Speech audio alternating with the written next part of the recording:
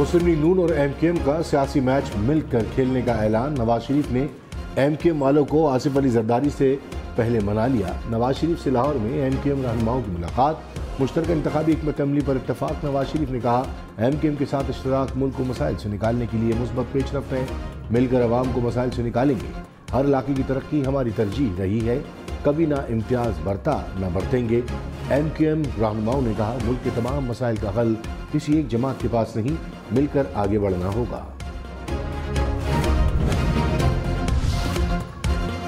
آصف علی زرداری کا نواز شریف سمیت سب کو چیلنج، کہا ہمارے خلاف جو بھی میدان میں اترے ویلکم کہیں گے۔ جمہوریت میں مقابلہ ہوگا تبھی اچھا نتیجہ سامنے آئے گا۔ دوستوں اور دشمنوں کو پیغام دینا چاہتا ہوں، پاکستان مزید معاشی بحران کا متحمل نہیں ہو سکتا۔ چیئرمین پی ٹی آئی کو وزارت عظمیٰ سے اقتدار کے لیے نہیں ہٹایا، اس لیے ہٹایا تھا کہ ان سے حکومت چل نہیں رہی تھی۔ ہمارا سیاست کا انداز اور نظریہ الگ ہے، ہمیشہ خود کو عوام کا نوکر سمجھا ہے۔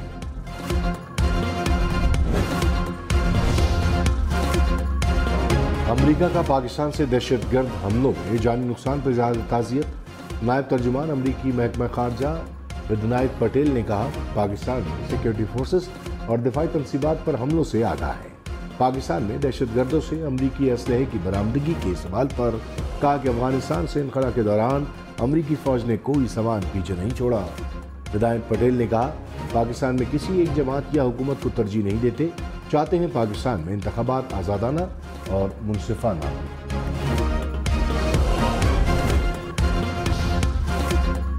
لاہور، ملتان، فیصل آباد سمیت پنجاب بھر میں سگریٹ بیچنے والے خبردار۔ حکومت کا تمباکو سے بنی اشیاء فروخت کرنے والوں کو ٹیکس نیٹ میں لانے کا فیصلہ۔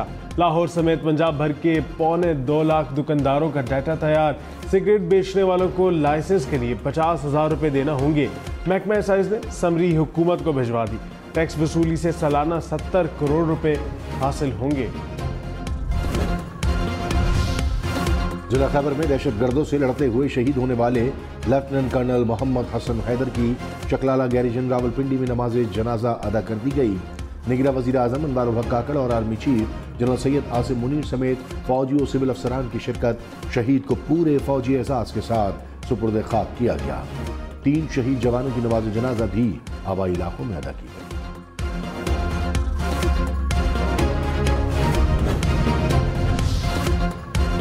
ڈیرہ اسماعیل خان میں آئل گیس کمپنی پر حملہ، سیکیورٹی پر مامور 2 پولیس اہلکار شہید، 3 زخمی ہو گئے۔ دہشت گردوں کی تلاش کے لیے پولیس کا سرچ آپریشن۔ نگراں وزیر اعلیٰ خیبر پختونخوا کا شہداء کے لواحقین سے ہمدردی کا اظہار، کہا بزدلانہ واقعات سے ہمارے حوصلے پست نہیں ہوں گے۔ نگراں وزیر اعظم سے چیف الیکشن کمشنر سکندر سلطان راجہ کی ملاقات۔ الیکشن کی تیاریوں پر بریفنگ، کہا پولنگ اسٹیشنز اور پولنگ اسٹاف کی فہرستیں تیار کر لیں۔ الیکشن مٹیریل کی پرنٹنگ کا کام بھی آخری مراحل میں ہے، جلدی تمام اضلاع میں انتخابی فہرستیں پہنچا دی جائیں گی۔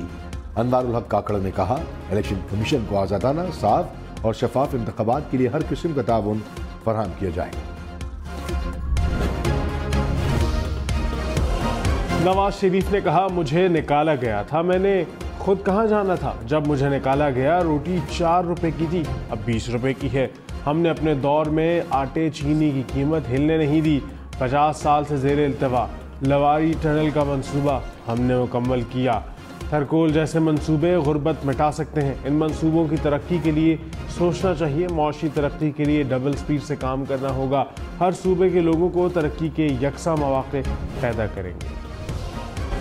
احتساب عدالت لاہور نے سپریم کورٹ کے فیصلے کی تشریح تک آشیانہ ریفرنس کا فیصلہ روک دیا۔ جج نے کہا سپریم کورٹ کے حکم کے بعد ابہام پیدا ہوا، صرف میں ہی نہیں دیگر احتساب عدالتوں کے ججز بھی کنفیوژن کا شکار ہیں۔ کسی فورم سے وضاحت لے لیں تو زیادہ بہتر ہے، ہم سپریم کورٹ کے فیصلے کے خلاف نہیں جا سکتے۔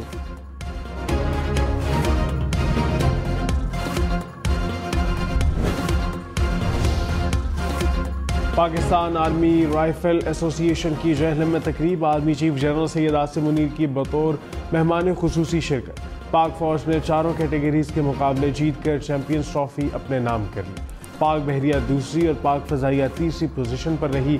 آرمی چیف نے نشانہ بازوں کی بہترین مہارت کو سراہا، کہا بہترین نشانے بازی فوجی کا ترائے امتیاز ہے۔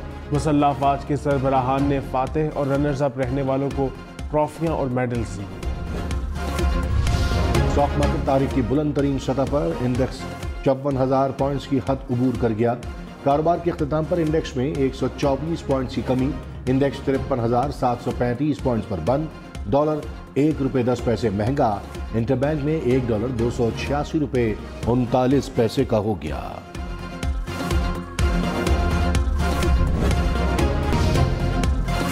چیئرمین پی ٹی آئی کی جیل ٹرائل کے خلاف اپیل پر سماعت، اسلام آباد ہائی کورٹ نے حکم امتناع کی درخواست مسترد کر دی۔ چیئرمین پی ٹی آئی اور شاہ محمود قریشی کے خلاف سائفر کیس کی بھی جیل میں سماعت ہوئی۔ توشہ خانہ کیس میں سزا کے خلاف اپیل پر سماعت 20 نومبر کو ہوگی۔ چیئرمین پی ٹی آئی سے جیل میں اہل خانہ کی ملاقات۔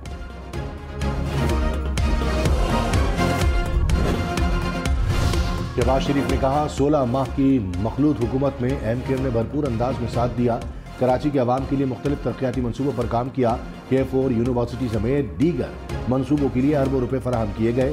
کراچی کے منصوبے نواز شریف کے دل کے ہمیشہ قریب رہے ہیں، مستقبل میں ایم کیو ایم کے ساتھ مل کر کراچی کے عوام کی خدمت کریں گے۔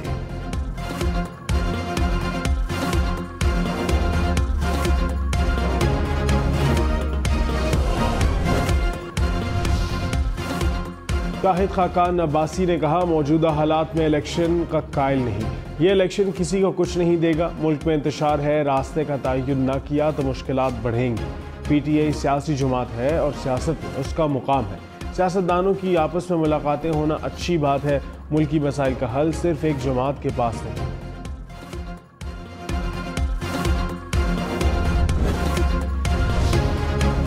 ایم کیو ایم نے شاہد خاقان عباسی کو پارٹی میں شمولیت کی دعوت دے دی۔ رؤوف صدیقی نے کہا ایم کیو ایم واحد مڈل کلاس کی جماعت ہے، سچے جذبات کے ساتھ شاہد خاقان عباسی کو دعوت دیتے ہیں، انہوں نے اچھے انداز سے مجھے سنا، فیصلہ وہ خود کریں گے۔ جاوید لطیف نے کہا شاہد خاقان عباسی نون لیگ سے الگ ہونے کا تصور نہیں کر سکتے، پارٹی میں اختلاف رائے ہوتا ہے، نواز شریف فیصلہ کر لیں تو کوئی اخلاقی طور پر مخالفت نہیں کرتا۔ پروگرام پاور پالیٹکس میں مزید کہا سندھ میں اتحاد اور سیٹ ایڈجسٹمنٹ کرنے جا رہے ہیں، پنجاب میں سیٹ ایڈجسٹمنٹ کا سوچ بھی نہیں سکتے۔ سابق ڈی جی ایف آئی اے بشیر میمن مسلم لیگ نون سندھ کے صدر مقرر، شاہ محمود کیا سندھ میں نون لیگ کے نائب صدر ہوں گے؟ نون لیگ نے سندھ کے تنظیمی عہدوں میں بڑی تبدیلیاں کر دی، بشیر میمن کا الیکشن لڑنے کا بھی اعلان، کہا نواز شریف کا ویژن ترقی یافتہ پاکستان ہے، ترقی کی رفتار جہاں رکی تھی وہاں سے دوبارہ شروع ہوگی۔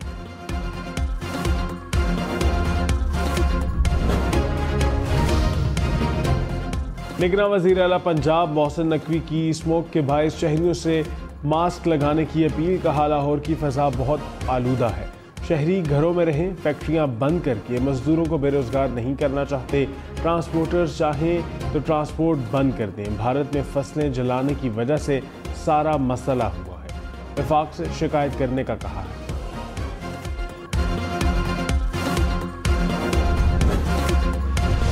بڑھتے ہوئے اسموگ اور ماحولیاتی آلودگی کے باعث اسلام آباد میں دھواں چھوڑنے والی گاڑیوں کا داخلہ بند، انتظامیہ نے پابندی عائد کر دی، اطلاق جنوری تک ہوگا۔